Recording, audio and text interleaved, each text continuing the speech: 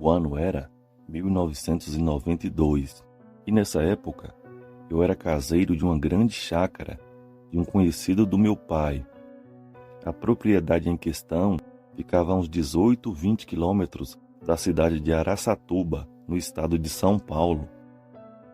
Eu tinha vindo do estado do Tocantins tentar a sorte naquele interiorzão de São Paulo. Lá tinha a casa principal e a casa menor, a casa do caseiro, onde eu ficava. Meu patrão e sua família raramente iam lá. Ele era muito gentil e, como confiava em mim, me dava total liberdade para cuidar do lugar como eu julgasse necessário, pois sabia que eu era um sujeito sério e trabalhador. Minha rotina na roça era de muito esforço e trabalho duro. O sol raiava e eu já estava de pé, pronto para encarar as atividades e cumprir com as obrigações. Meu dia a dia ali era de trabalho honesto e muito esforço, e também uma vida alegre e feliz, pois eu amava a vida no campo. Vez ou outra, eu precisava dar um pulinho na cidade para comprar o indispensável, como remédio para os animais e alguns mantimentos. Antes de voltar para a roça, sempre passava em um bar para tomar um suco e comer um salgado. Afinal, nunca fui de beber. Bebidas alcoólicas não eram para mim. Eu estava no boteco de boa, comendo meu lanche, quando de repente entra um velho andarilho no estabelecimento e se aproxima de mim. Ele começou a conversar comigo, disse que tinha família na cidade, mas que gostava mesmo era de ficar vagando pelo mundo. Aí conversa vai, conversa vem, e ele perguntou sobre mim. Eu falei sobre a minha terra natal e onde eu estava morando na época. Ele, aliás, disse que conhecia muito bem aqueles lados da chácara. A prosa estava boa, aí o sujeito me pede um copo de pinga. E eu, de prontidão, respondo que pagaria um prato de comida e um refrigerante com todo prazer, mas pinga eu não pagava. Nesse mesmo momento, o rosto sorridente daquele sujeito se transformou em uma cara de ódio. E ele me disse: "Eu pedi foi pinga. Pode ficar com a sua comida para você, seu maldito." Na sequência, ele veio para cima de mim, apontando o dedo na minha cara. E eu o empurrei. Aí o dono do bar mandou ele embora. Mas antes de ir, ele disse que eu ainda ia pagar por isso e que eu não perdia por esperar. Ele também falou que ninguém que confrontou com ele saiu vivo antes. Na sequência, o velho colocou o saco que carregava suas coisas nas costas e foi embora resmungando e me olhando torto. Era meio da tarde quando montei no meu cavalo e peguei de volta a estrada para onde eu trabalhava e morava. No caminho, por incrível que pareça, eu não conseguia parar de pensar naquelas grosserias e ameaças que aquele velho me falou, e uma estranha sensação começou a me atormentar. Era uma sensação que eu nunca tinha sentido antes. Me arrependi de ter falado onde eu morava para aquele estranho. Cheguei na chácara no início da noite. Soltei meu cavalo, tomei um banho e fui fazer a minha janta. Nesse meio tempo, uma chuva forte veio para refrescar o tempo, mas passou depois de cerca de meia hora. Mais tarde, o céu até ficou limpo. O mais estranho era que aquela inquietação e sensação ruim permaneciam. Parece que meu sexto sentido queria me alertar de algum perigo, sei lá.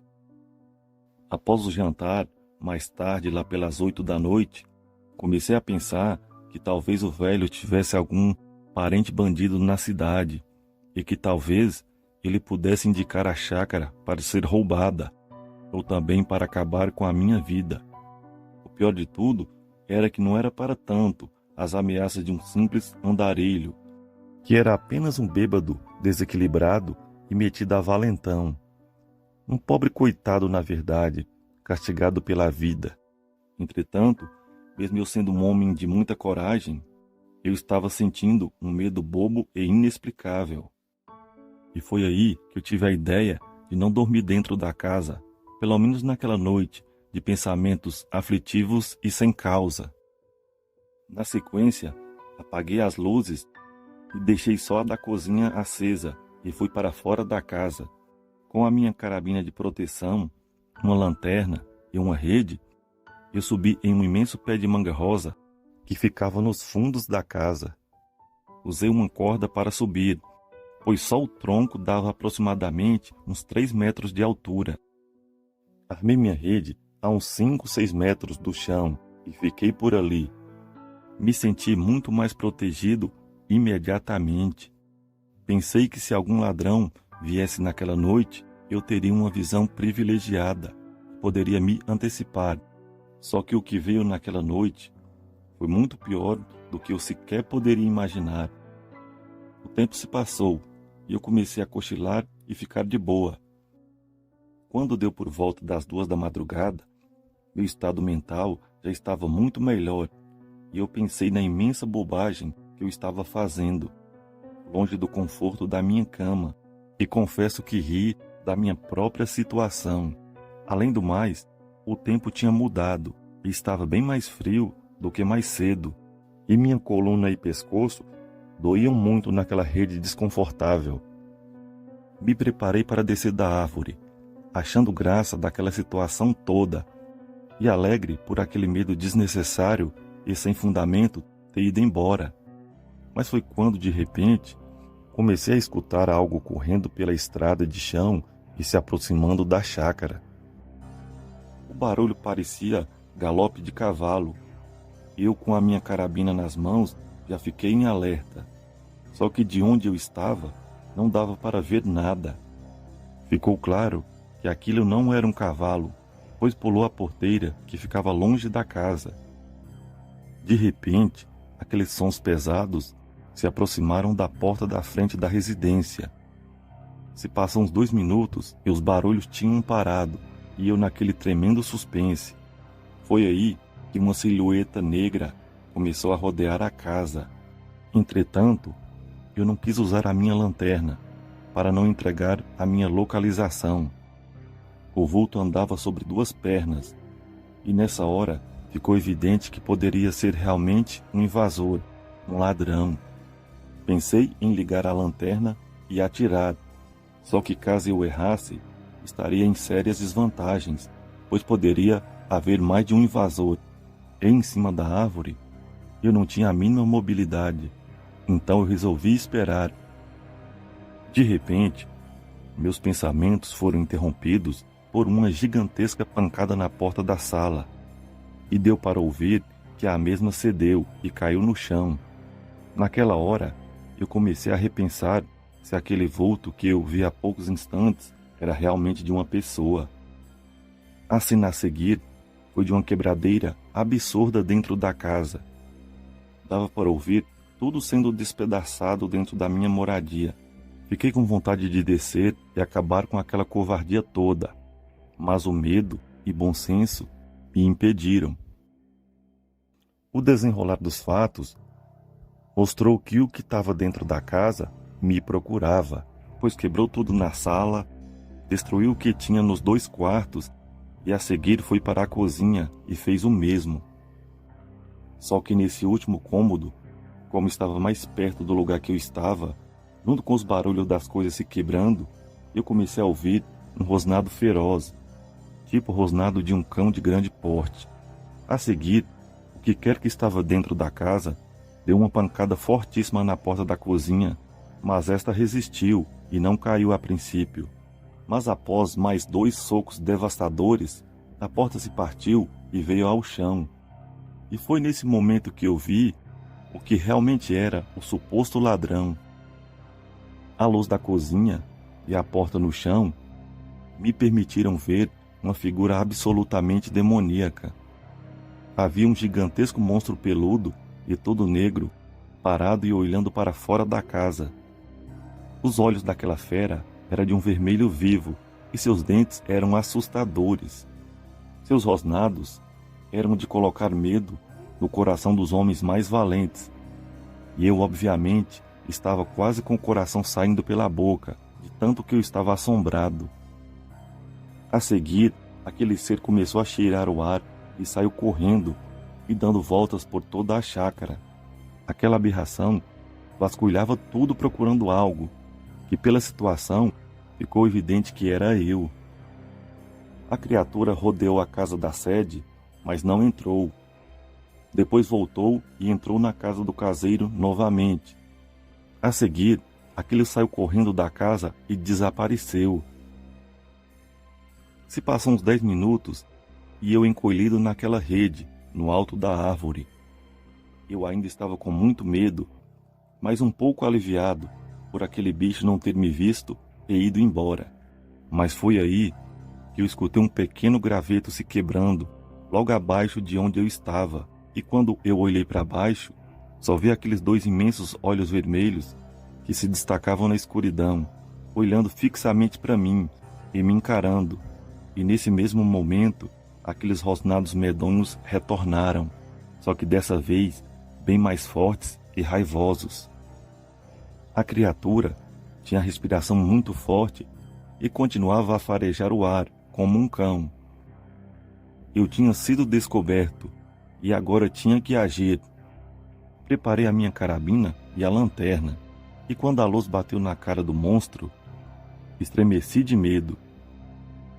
Sem hesitar, mirei para baixo e sentei o dedo naquela figura diabólica.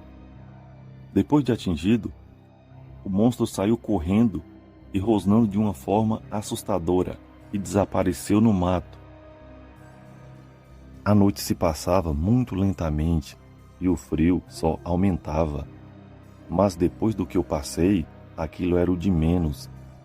Por várias vezes, tive a sensação de continuar vendo dois olhos vermelhos reluzentes dentro do mato, uns 100 metros de distância, e fiquei sem saber se aquilo era coisa da minha cabeça, causado apenas pelo meu medo, ou se realmente eram os olhos daquela fera assustadora. Mas por via das dúvidas, eu com minha carabina nas mãos, não me movia de onde eu estava. Passei o resto da noite em cima daquela árvore, e no outro dia, logo de manhã, fui até a casa do meu patrão na cidade. Relatei o ocorrido a ele e pedi minhas contas. Meu patrão voltou comigo para a chácara. Ele seguiu na frente na sua caminhonete e eu fui mais atrás no meu cavalo. Quando eu cheguei na propriedade, meu patrão já tinha chegado lá há tempos e estava sem acreditar naquela bagaceira toda. O interior da casa do caseiro todo revirado e destruído, e a casa toda cheia de lama e rastros gigantes e não humanos. A seguir, nós dois armados, seguimos os rastros de sangue até uns 500 metros para frente, até perdermos de vista aquelas marcas vermelhas na terra molhada. Isso foi mais que o suficiente para ele acreditar em mim. Também falei com o patrão sobre o meu desentendimento com o velho na cidade, mas nisso ele já não acreditou e disse que era bem provável que o ocorrido na sua propriedade não tinha nada a ver com esse tal velho. O patrão pediu para que eu continuasse a ir com ele na chácara de carro todo dia, cuidar das criações, até ele vender a chácara ou os animais. Nesse meio tempo, fiquei em uma das suas casas na cidade. Depois de um tempo, ele conseguiu vender a propriedade e, como ele gostava muito de mim, ele me arranjou um emprego na cidade, em um grande comércio seu. Continuei indo no bar, como sempre fazia, e perguntei para o dono sobre o andarilho. E ele disse que antes da confusão sempre ouvia por ali e que ele era bastante conhecido no bairro, mas que depois do ocorrido nunca mais viu o velho. Eu morei naquela cidade por muitos anos depois daqueles fatos, mas também nunca mais vi aquele sujeito folgado e metido a valente. Até hoje fico me perguntando, será que aquela fera assustadora tinha alguma relação com aquele velho andarilho? Será que era ele?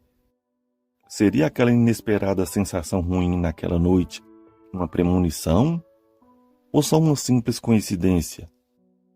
Só sei que aquele instinto e sensação inesperada salvaram a minha vida. Boa noite.